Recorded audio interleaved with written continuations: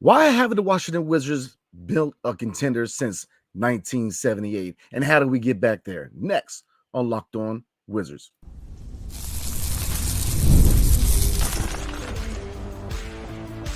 You are Locked On Wizards, your daily Washington Wizards podcast, part of the Locked On Podcast Network.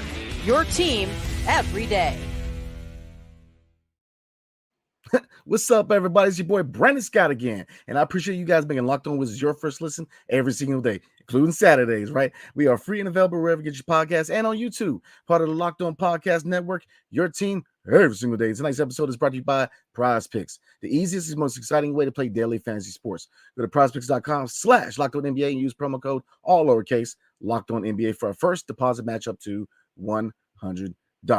So they say, if you do not learn from history, it is doomed to repeat itself. So I have 7 reasons why the Washington Wizards have not built a contender since 1978.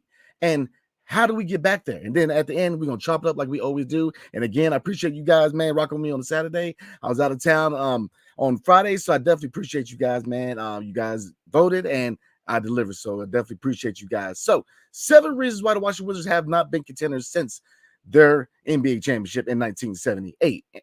All right, number 1, terrible scouting and no development. Now, obviously, the Wizards are synonymous with terrible scouting and terrible with missing picks in the draft. Now, obviously, the big kicker, I mean, there's a lot of examples, but to me, Jan Vesely, I mean, especially at the draft position, is one of the worst, man, in my opinion. I mean, Jan Vesely, where the position where he was obviously a high lottery pick, man, and we missed big on that draft, man, because there was a lot of good talent in that draft, and Jan Vesely was a non-factor for the Washington Wizards. So that shows you one big example. And like I said, Chris Singleton, there's many other examples. You know, Kwame Brown is a big one, even though I do believe that Kwame Brown could have been a 2010 guy if he indeed was in an environment where development was priority, where obviously he played with Michael Jordan. So I think that had a lot to do with it, but obviously, you know, obviously he was not worthy of a number 1 overall pick. But the Wizards have been trashed for scouting and development, and we're notorious for that. It kind of goes into my number 2 point, which is trading away first-round picks. Now, if you look at the year that we traded the 5th overall pick in the NBA draft for Mike Miller and Randy Foye, who could have been picked in that draft? Stephen Curry. So that kind of goes into the first point, which is terrible scouting and development. If you did your due diligence in scouting Stephen Curry, you don't trade away the 5th pick for Mike Miller and Randy Foye, which didn't even, I mean, nothing against Mike Miller and Randy Foye, really good players, but they didn't really move the needle for the Washington Wizards. So it was a really terrible trade because, again, Stephen Curry changes the trajectory of this franchise if we select Stephen Curry. I think we all agree with that, man. Other points for this trading away first-round picks, Ernie Grunfeld was notoriously known for just handing away first-round picks for players who were rogue players who came with questions, or for players that they didn't even re-sign. And then the biggest example is Markieff Morris, which I'm a big example, but I'm a big fan of Markieff Morris, man. I think he was one of those players where he had a dog in him, man. You know, he was a really good role guy, a really nice piece to the teams of John Wall in the John Wall era. So Markieff Morris, but then again, you know, he came with question marks. Obviously, question marks with issues in the locker room, stuff like that. Obviously, there was the issue where they traded away his twin brother. So there was character issues. Now, obviously, Markieff didn't really have a lot of issues in DC. So, you know, and that's why, you know, when you look at people or players where they deem them as locker room issues, where Jordan Poole was kind of deemed that, you know, I think a change of scenery or passion, you know, players with high passion have that label. But, you know, Markieff Morris, he came in and did his job, but was he worthy of a first-round pick? You know, I guess it differs on opinion, right? But right now, Bojan Bogdanovic is the biggest name out there for a player where when we acquired him for the playoff run, you know, we didn't even re-sign the guy. He ended up going to the Indiana Pacers. Now, you know, for a first-round pick where we lured him away from or we didn't lure him, but we traded for him away from the Brooklyn Nets. You know, that was a terrible trade because we gave away a first-round pick for a guy who played half a season. So we've been notoriously bad for just giving away first-round picks. All right, let's get into point number 3, not adding complemental stars to homegrown stars, which is, you know, there's a couple of eras, not so much with the Gilbert Arenas era, but with the John Wall era, Paul George was a guy that John Wall wanted on this team. And you would argue that they had the assets to grab him. And really, they should have been a lot more aggressive with trying to get a talent like Paul George, because if you combine Paul George with John Wall, Bradley Beal, Markieff Morris, Marshall Gortat, and you have a championship team, in my opinion. I mean, it's my opinion, but a lot of people share that opinion that Paul George, again, changes the trajectory of this franchise. That is a championship team. He could have been definitely that final piece for the John Wall era, in my opinion, at his height. A couple people look at Klay Thompson. John Wall himself said, look, Klay Thompson is the guy we needed to target in that draft. And again, they went in another direction, which I believe was Otto Porter. So Klay Thompson, again, changes the trajectory of this franchise, because you have a guy who is going to go down as one of the best shooters in the league. I mean, a 3-and-D guy. So he would have added a defensive element to this team that was desperately needed. And another shooter that was desperately needed for that team, because I think that Klay Thompson makes this a championship team. You can kind of say KD, even though I don't think KD really wants to come back home, but I thought that they could have did better than signing Scotty Brooks. I mean, if you thought that signing Scotty Brooks would be that one factor that was going to lure KD to DC, they were grossly mistaken, man. And it was kind of, it was laughable to a certain degree, in my opinion, because, just signing his old coach, man, was not going to be enough for KD to come up. And so I think that was a miss, man. They definitely wasted time on that. And they could have did better with trying to sweeten the deal to bring him to DC. So number 4, overpaying stars. Obviously, we're looking at Gilbert Arenas, where they paid him after his knee injury. John Wall, Bradley Beal. You can argue that, especially with the first 2 injury issues, should they have cut bait and cut their losses? And as much as I love Gilbert Arenas and John Wall, and with the injuries, those are questionable times to sign somebody to a Supermax. Like I said, John Wall's my favorite Wizard all the time. I'm a big John Wall fan. I mean, Agent Zero, go watch them, man. But let's be honest, man, the deals for an injured player, that was a lot of risk. And it held his team back. And obviously going to the third guy, Bradley Beal. He was a guy who was not a number one option. He was a guy who was a really good player, and he was an all-star, but he was not the guy that you build a franchise around. And so then, we're not going to get into, the separation of John Wall, a lot of the issues behind the scenes. But I'll say this. He knew, and most of us knew, that Bradley Beal was not the player that you give out a Supermax to. All right, let's get to number 5, extending one-trick ponies. I'm looking at 2 guys in particular, Martell Webster and Davis Bertans. Obviously, they were known as 3-point shooters, but that was about all they did. Now, I will say this. Martell Webster was a lot more polished as a player than Davis Bertans, because Davis Bertans was just a 3-point shooter, and when a shot wasn't dropping, he was, and I hate to say this, but he was worthless on the court. I mean, he had no other value. So obviously between the 2, Davis Bertans is really the worst out of the 2. But Martell Webster, that ended up being a really bad contract. All right, let's get into number 6, throwing money away in free agency. 2 big names. Now, there's a lot of names you throw in there, but these 2 guys came in the same year, which was Jan Mahimi and Andrew Nicholson. And these guys were not worthy, anywhere close to being worthy for the contracts they got. Jan Mahimi was injury prone. He came in with the MO of being injury prone. He was a center who was very limited. Andrew Nicholson, nice role guy, but not a guy that you pay that amount of money to, and wasn't a guy that really moved the needle for a team that needed pieces to move the needle. So let's get into the last point, which is number 7, treating really good players like all-stars, or stars, that is. And I'm looking at 2 people in particular. Bradley Beal is obviously the first one. Obviously he was a good piece of that backcourt with John Wall. He definitely should get love in the DMV for what he did on the court and off the court, but burned a lot of bridges on the way out, and has a lot to do with the Supermax contract, with him not being worthy, in my opinion, and in the opinion of many people, of receiving a Supermax.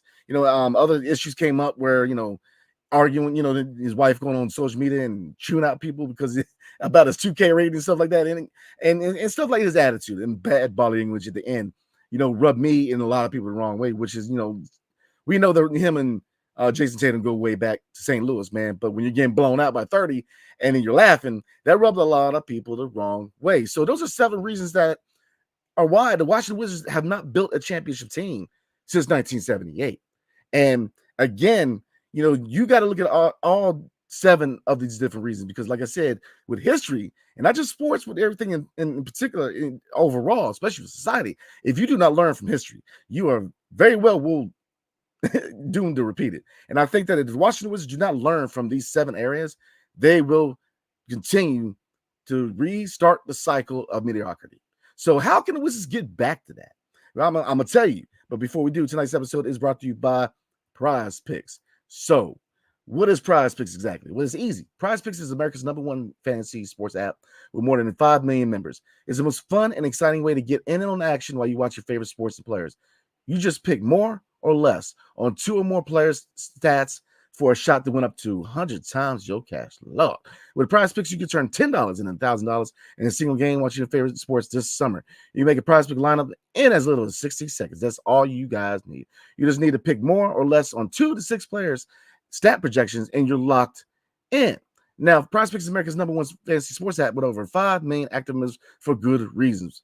Plus, with the finals about to be over, now you can root for players like Caitlin Clark, Angel Reese, Asia Wilson, and Breonna Taylor, and win up to 100 times your money. There's always action on PrizePicks, and this is the perfect time to try out something new. As basketball is winding down, make sure to try out esports this month, because for every Wednesday and Saturday in June, if your lineup doesn't win, you'll get your entry fee back. I'm trying to tell y'all. So choose from Counter-Strike 2, Call of Duty, League of Legends, and more. So you probably wonder, Brandon, where do I get started? Easy. Download the app today and use promo code LOCKEDONNBA for a first deposit match up to $100. And again, download the app today and use promo code LOCKEDONNBA for a first deposit match up to $100. PrizePicks. Are you watching Fox Sports ESPN on your TV all day long? And to turn on the volume with all that shouting? Ooh, make the switch today to Locked On Sports, a free 24/7 sports streaming channel program for you every day to bring you the biggest stories without all the screaming. Locked On Sports Today brings you campus analysis, opinions, and news, streaming 24/7 on YouTube or the free Amazon Fire TV channels app. Part of the Locked On Podcast Network, your team every single day. So let's get into it. So where do we break the cycle, y'all? Because like I said, for all the reasons I went through, where do we break the cycle? I see the Wizards doing a 7-year rebuild. And bear with me, not all 7 years are we going to be trash, but I see a 7-year plan with the Washington Wizards. All right. First 3 years is about scouting and development and solidifying culture, which we are currently in. We're about to go into year 2, right? So that's why it's key. You know, when you look at certain factors, have we done enough to start that path, that journey? Yes, we have. You know, number 1, Brian Keefe. You know, we went over Brian Keefe. You know, he is the 26th head coach in team history for good reason, right? Scouting and development. You know, he's a guy who, you know, defensive-minded guy. And I know we heard that with Wes, but, you know, Wes didn't have the scouting and development part. And I think that is key. You know, you have a guy who, again, as far as culture, solidifying culture, which is very important early on in the rebuild. He set up a locker room that the environment was an environment of learning, where people wanted to get better, where people wanted to play with each other. There was no issues. Yet he held a standard, where you play hard, you play to win, which was something that we were missing under Wes Unseld Jr. You know, and I'm not trying to kick it man-wise down, but it is what it is. All right, so first 3 years, in my mind, you're looking at scouting development. You know, you're looking at, you know, developing young talent. All right. Now, year 4 and 5 is usually where you're looking at picking up that next piece, right? The Paul Pierce deal. It should have been the Paul George, you know, whether it's through trade or through free agency, you make that one complementary piece to complements your homegrown stars, right? So, you know, like I said, it's that one trade. Like if you look at Cleveland, it was what? Mitchell, you know what I mean?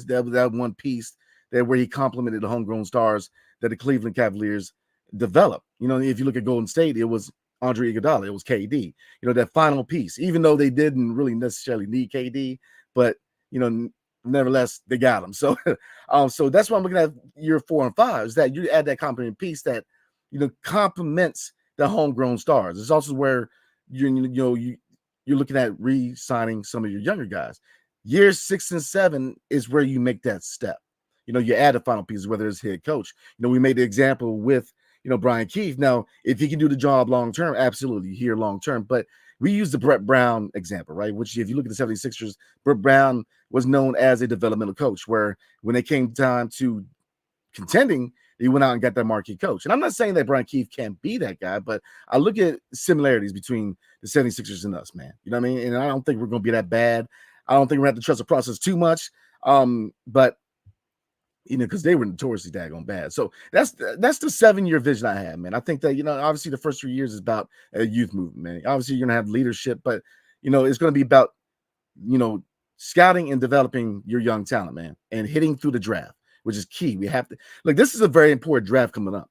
And then, like I said all the time, the experts don't like the draft, but not if you're a team who's trying to contend. This is a terrible draft for contending teams, which is why Memphis is trying to trade their pick, which is why Houston's trying to trade their pick, which is why Utah is trying to trade their pick, and which is why Miami and Sacramento are trying to trade their picks, because they're not really trying to develop anybody. They're trying to win. So this is perfect for a team like the Wizards, where you could potentially, if we trade back into the lottery, you could potentially have 3 first-rounders, 3 young players where, look, Will Dawkins and Michael Winger both said that there are stars in this draft. You just have to develop them right.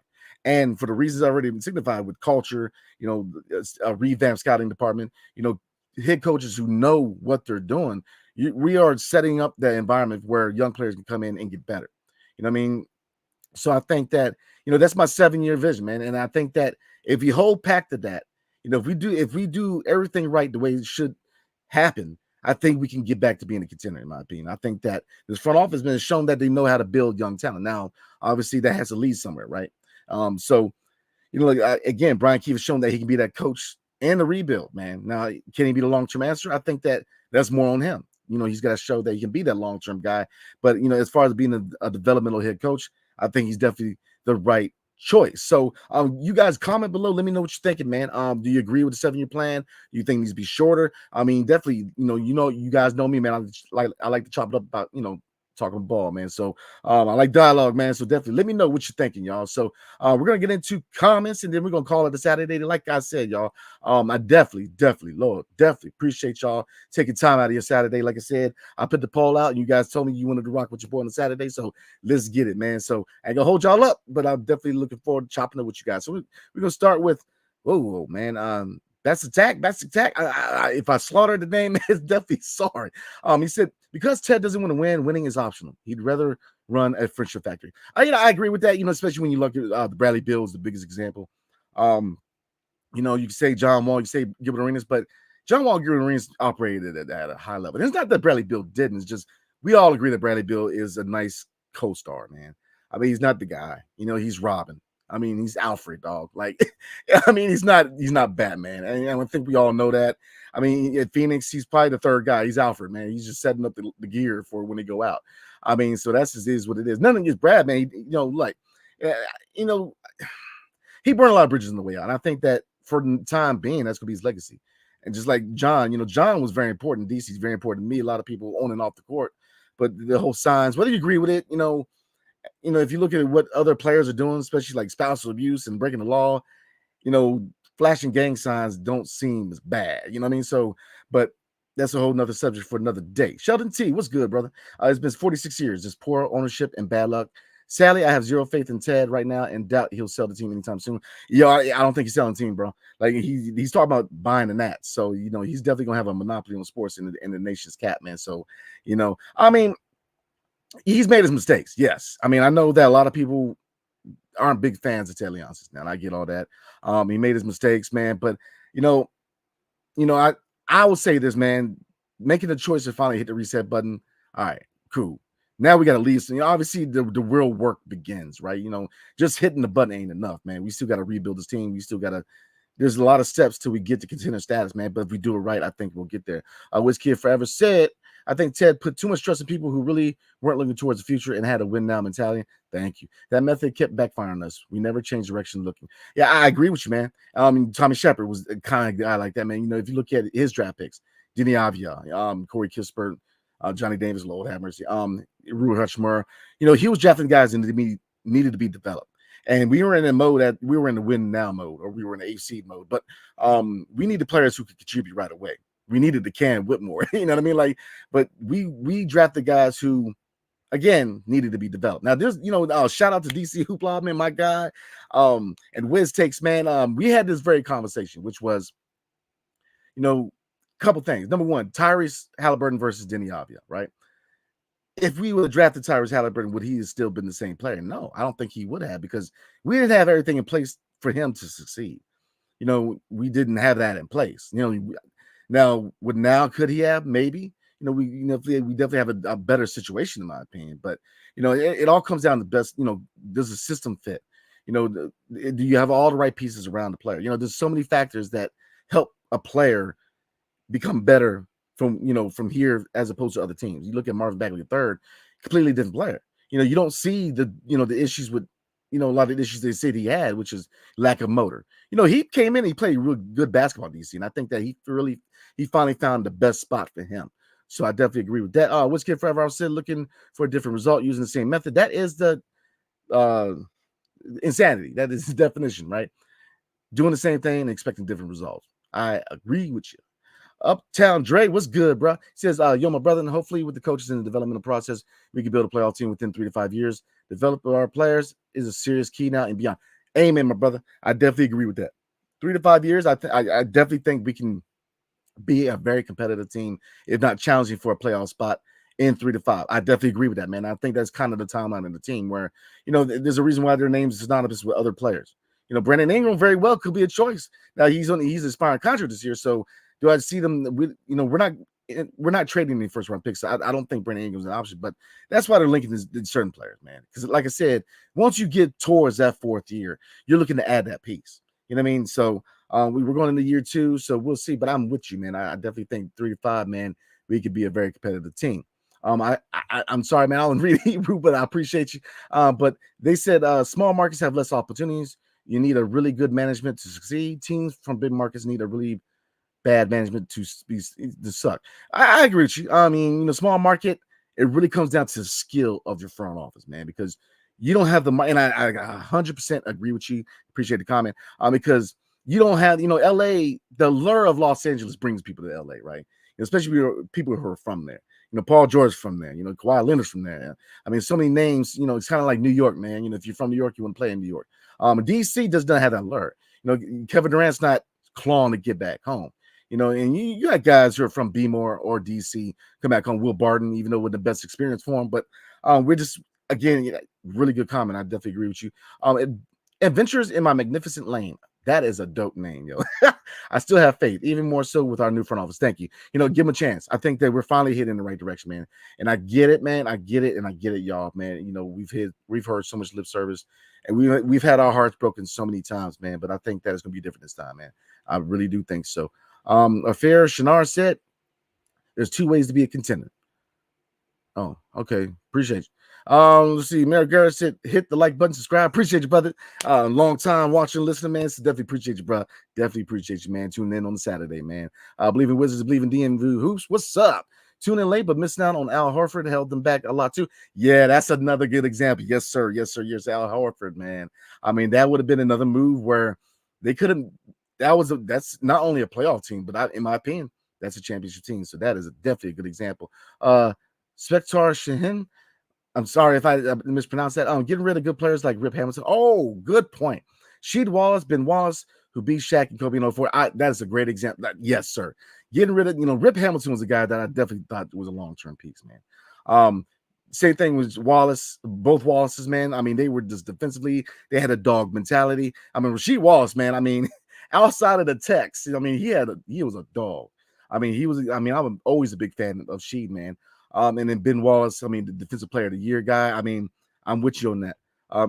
Merle Garrett again. See, where's Yannick Sosa? I don't know. Here's a milk carton, man. I don't know where Yannick is, man. We need to put an APP out on him, man, because I don't know if he even knows he got drafted. We'll see on that. Uptown Dre said Johnny Davis, Patrick Baldwin Jr., and Tristan Vucevic develop into major role players and contribute next season. Man, good question. I'll say this.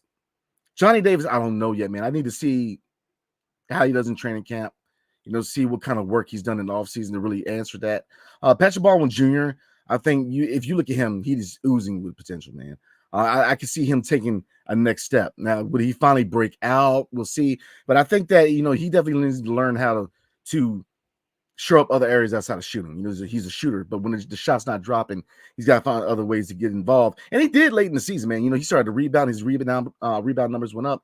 And Tristan Vucevic, I think that, if they work with him, especially lateral movement on defense, man, I think he's gonna be a really good player next year, man. Because with him being a second round pick, man, I believe is what a 2-year contract for second round picks, man. So he's got to show something relatively quick, man, if he wants to be retained, man, which I think that with his age and his skill set, he will be. Afir Shinar said, there are two ways to be a contender. Number one, being a big market and attracting great free agents. Number two, building through the draft and making the right trades. This is what the new front office was brought here for. Amen. I agree 100%. I think that obviously with small market, man, we gotta hit draft picks. We've got to hit draft picks because again, if you go back within the history of misses in the draft, we could have potentially had Stephen Curry, Klay Thompson. I mean, there's so many names, man. And actually, I'm gonna put out an episode about it. There's so many names we could have had, man, and it's just so much talent we could have had here in DC. So we got to hit the draft. That is paramount because look, Golden State. Look, I get it. It's across the bay from technically, Golden State's San Francisco to Oakland, but they played in Oakland for a while. But I guess you can judge it as a big market, but it's kind of like DC. It's a big city, small market. Where if you remember, man. The Golden State Warriors weren't very good at all before you got to the dynasty. Now you had, there were teams that were good. You had a lot of good players. Chris Mullins. I mean, you had Baron Davis, Antoine Jameson. I mean, you had good players that played for Golden State, but they never really became a team that could get past the first round. How did they do it? How did they build that dynasty? Like you said, building through the draft. Klay Thompson through the draft. Stephen Curry through the draft. Draymond Green through the draft. And then when it came to adding those pieces that Andre Iguodala, that KD, that Wiggins, they made that move because they had assets to do that, which goes into another point that we went over earlier, which is don't trade away your first round picks. You know what I mean? So that's one thing the new front office is doing. They're retaining and they're accumulating. So let's see. Luck on Law says there's one way to build now. Draft someone who becomes a top player everyone wants to play with. NBA rules make it impossible to build a team only by drafting. I agree to a certain point. I do agree with that. And and that's why we say going back, you got to have a guy that complements your homegrown stars. You know what I mean? John Wall, Bradley Beal, that's a good backcourt. That was a championship backcourt, in my opinion. But you needed that guy. Nothing against Otto Porter. Paul Pierce was at the tail end of his career. Paul George would have made this a championship team. That third guy, man, that added that be that primary scorer. And, Bradley Beal be that secondary scorer. Let John be that floor general. And that had to be, the scoring guy also would have been perfect. You got Markieff Morris at the 4, Gortat. It was perfect. So I definitely agree with that, man. Lock the Law also said all a player has to do now is whine like a schoolgirl, and he can play anywhere he wants. Yeah, player movement is big now. Where if you look at the 80s, the 90s, most of the time you stay with your current team for a long time. MJ before he went to Washington, Chicago Bulls. I mean, Scotty stayed with Chicago for a while, even though a lot of that has to do with signing that extension, that really bad extension early on in the process, man. But it was late in his career till he went to Houston and Portland, man. So I agree with you. Like, you definitely need to attract at least one free agent. And that's why I said you were around year 4 or 5, man. That's where you make that trade, for a Donovan Mitchell, for, a KD, a guy that's going to compliment your homegrown guys, man. Omer Arzaleh says, yo, Brandon, you have some drafted responsibilities too. You need a new duo for the pod. Yeah, man. Again, appreciate you guys, man, for rocking with your boy Solo, man. Like I said, I definitely hope you guys have enjoyed the content, man. That was a big worry of mine. Like, as you guys know me, man, I hold, I hold what I do at a high standard, man. So, I definitely, you guys comment below. Let me know how I'm doing. But I'm hoping that you guys enjoy the content. But yeah, I mean, there's times where, I do enjoy doing solo for a little bit, but what I miss about Ed, obviously, just Ed, man, is my boy, man. But is that, having that back and forth. So I get that, man. So, definitely patient, man. We're gonna get there. And like I said, if you enjoy the content, I definitely appreciate that, man. I'm definitely trying to put some good stuff out there, man. But I'm on it, man. I'm definitely on it, man. Because I know you guys enjoy dialogue, man. So I get it, man. Like I said, a lot of you guys show a lot of love to me. Give me a lot of good feedback, man. And it's all love, baby. But yeah, I get it, man. That's the big thing I'm missing from E, man, is that having that dialogue, the back and forth. So I'm working on it, y'all. Lucky Law also says, I think Wizards fans need to stop falling in love with players who are mid, as you know. What? yeah. T-Baz says, Brandon, do you think the Wiz can make any trade to move up to 1 to get Sar? I mean, no, I don't think they should, man. Like I said, this is a really good developmental draft, but Sar is not the talent that because it's going to require a little bit to go up to 1 from 2. And I think that most of the talent from 1 to 15, none of it's really talent that, is necessarily going to make me want to, use assets to move up for. You know what I mean? I think that whoever falls at 2, I think is going to be a good prospect for us, man. So I wouldn't trade him to get Sarr, and I think he very well could drop to 2 because I think that Atlanta likes Reece Shea. Now, should Reece Shea be our number 2? We've been over this time and time again. We're going to talk about a lot more before the draft, but we have a lot of options. But I would move up, man. I would definitely see who they roll with. But who knows? I think that there's a realistic chance that Sarr could drop the 2, man. Rich says Taylor Leonsis is the worst owner in professional sports. There's been some bad ones, man. I'm not, we'll see. We'll see. Like I said, shout out to you. I can't speak Hebrew, but about the Philadelphia 76ers, I don't mind to get Ben Simmons. Definitely trade Poole for him with the Nets. Even after his injuries, he's a real efficient point guard. Nah, man. I can't. No. I'm sorry, man. I value your feedback, man, but I can't do Ben Simmons, man. Ben Simmons too. I'm never in the business of, I'm not going to use the word soft, but I'm going to say that his drive is questionable, the very least. I mean, he's got a, I'm just going to leave it there. I don't think no. Like the law says, not even remotely close to true. The Carolina Panthers owner is far worse. Man, I mean, Taylor Leonsis ain't there throwing drinks on nobody, man. I'm just trying to tell you. So there's definitely worse, man. If you, as bad as we got it, there's always somebody who got it worse. Let's see. Justin Ellison says, I was trying to believe Zachary is going to fall to the Spurs at 4, and one company are going to get clean if Sarr isn't there.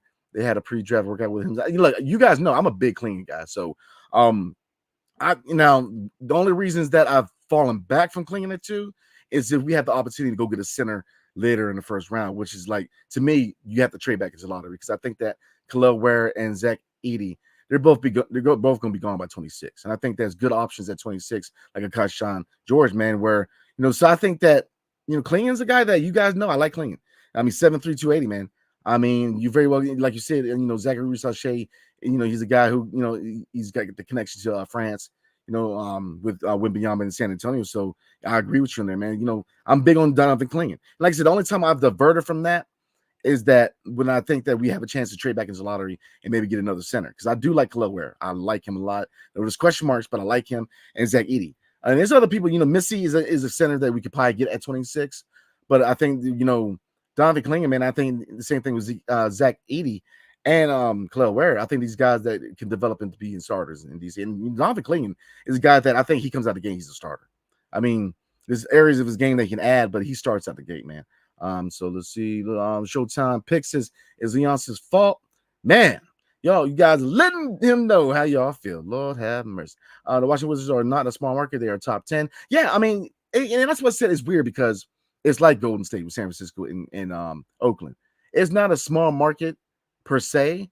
It's just a small market mentality because it's not a city that has the bells and whistles like in LA or New York that has the media and has the fashion and all LA and New York are synonymous with, being, fashion, and, news media, there's just always a lot to it as opposed to Washington, D.C., where most of your media is surrounding the federal government and not so much fashion or, entertainment. So you're exactly right. But because, you got the D.C., Virginia, Maryland, you got Delaware, you got West Virginia, you have, there's people in North Carolina that root for the Wizards, man. Hornets. So, but, so yeah, I definitely agree with you. Showtime picks says Washington's not a smart. Oh, okay, my bad. All right. Guru Shaw says we kept Grunfeld around 5 years too long. Absolutely, Grunfeld was something else. That dude couldn't draft. I'd like to watch Ernie Grunfeld draft a fantasy team. It might be something to give you, that boost to make you laugh if you're having a bad day. He also said our chance was the year we brought Dwight in and his butt was sore out season. I'm not going to get into that. But Dwight and, and we talked about it a while ago. We came out with the video talking about, when Dwight Howard said that if he was healthy, could have been a championship team. Dwight was not a bad player. Now, did he fit the mold of the modern day center? No, but you guys forget how good he was, man. Dwight was a good center, man. In his prime, he was a force. Lock the Law says Grunfeld was trash in New York. Not sure what Taylor Leonsis was thinking with that hire. Yeah. And I know that Ernie Grunfeld has put a book out not too long ago, man, about his playing career and his career as an executive, man. So hate him, love him. It might be a good read for you sports readers out there. Let's see. Guru Strong said, "How did Grunfeld let Paul Pierce walk? They should have got overpaid to stay." No, I think that had a lot to do with Paul Pierce wanting to go back home because you forget he went to the Clippers after that. So I think that at that stage of his career, he wanted to go back home. It's kind of like Russ, man. When Russ said, I don't want to be traded, but if you do trade me, I want to go back home. Even though Paul Pierce was a free agent, so I think going back home was a big reason for that, man. All right, so everybody, we're at the 35-minute mark, so I'm gonna give you about 10 more minutes, man.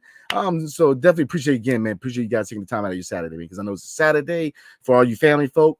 Man, look, appreciate you taking a little bit of time away from the family to rock with me, man. So definitely, I'm very appreciative of you guys, man. After the loss, Paul Pierce was a free agent, no choice. There you go. Let's see, it was a choice offering him the bag to stay. He was a difference maker. Yeah, but it is, at that stage of his career, man, we needed a guy like a Paul George. We needed a guy who could be that number one option to take the pressure off of the backcourt of John Wall and Bradley Beal, because we really didn't have that guy, you know what I mean? Like John Wall was obviously the franchise cornerstone, but Bradley Beal wasn't the scorer that was like that Mamba mentality scorer. We needed Paul George to be that guy, to drop some serious points on people. Then Bradley Beal could be the complimentary guy, and John Wall could have been the guy to set everybody up. That would have been a sweet thing. I mean, because you had the defensive guys and you Markeith, and so I'm with you on that. Let's see, Fred Fezzo, what's good, man? How you doing tonight? What is a small market? This is DMV. What is a small market breaking? And it comes down to, like I said, when you think of big markets. Now, obviously, when you look at big markets, big cities, you're looking at New York, LA, Philadelphia, DC, Charlotte, North Carolina. There's a lot of big markets, but as far as when the super duper markets, because think about it, man. If more so the NBA than any other sport. If you look at the NBA is a culture, and it's synonymous with fashion, with hip hop, with with Hollywood. There's a connection there that you don't necessarily see. You see with the NFL, especially now with Taylor Swift. Whatever. But Major League Baseball really doesn't have that connection. Like, DC, look, is a fashion thing. I mean, basketball shoes. Like, you know what I mean? Like, that's a big market. So the NBA, when you look at certain markets like New York and LA, the NBA does better when markets like that because you have fashion, you have Hollywood. You look at any Lakers or Knicks game. Who's on the sideline is always the biggest thing, right? And then that's what I'm saying. Like, when you look at that in DC, every once in a while you'll see a Commanders player show up, or a rapper like Wale from DC, man. But you're not seeing Jay-Z up there. You know what I mean? Like, and it's nothing against local artists. I listen to nothing but local artists, DC guys, man, and dudes from Virginia, man. So I'm a guy who loves local music. But you kind of see what I'm saying? Like, we're not a small market because it's the DC, Maryland, and Virginia area. And then if you stretch it, we're right down the road from Pennsylvania, West Virginia, Delaware. So it's a huge market, but it doesn't have that like Hollywood, and you know what I mean? So that's a big reason for that. And Guru Strong says definitely not a small market. Yeah, and that's what I'm saying. Like, it's not a small market, it's just a market where it has a small market mentality. You know what I mean? Players want to play in LA. DC doesn't have the clubs. They do. Just ask John Wall, Rose Bar, but we don't have the nightlife of Los Angeles. We're not even close. New York, the city that never sleeps. DC is sleep about 11 or around 1.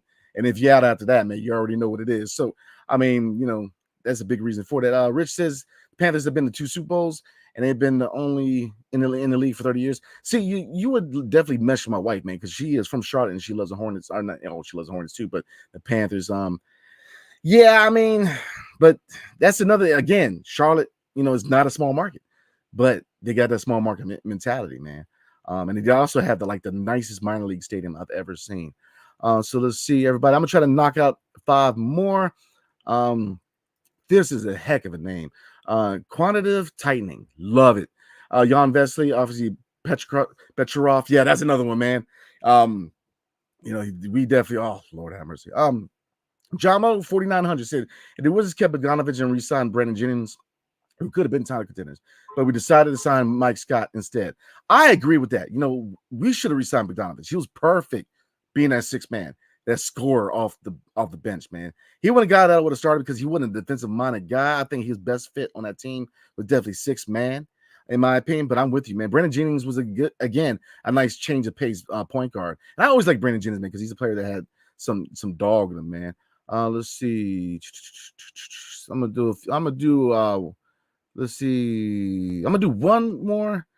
I'm gonna do 2 more, man. All right, so Stewart O'Flaherty, not a small market, it's a small fan base. Yeah, in a city that rolls up the streets at midnight. I agree with that. And Guru Song says, Brandon, you need to get out more. DC has a great nightlife. It ain't nothing compared to LA. Come on, man. Like, I love DC, man, but I mean, come on, you can't compare to LA. Like, DC ain't like LA. Come on, it ain't like New York. No, I get it, man. The nightlife is nice, man, but it ain't LA. I think we can agree with that, man. Let's see.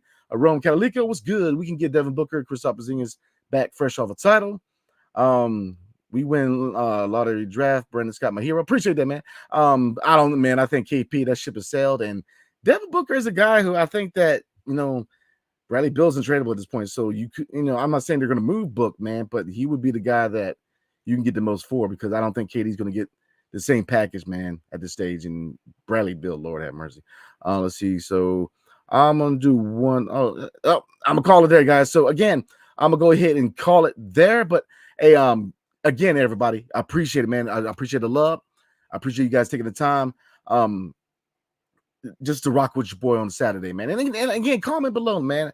I definitely value your feedback, man. Like I said, I'm on it, man. Like I said, I've been trying to do my thing on here, man, solo. Like I said, I definitely miss E, man, and I definitely miss the back and forth, man. But, I've been trying to put some good content out, man. So you guys let me know how I'm doing, man, because, like I said, I hold my stuff to a high standard, man. So I don't mess around with that.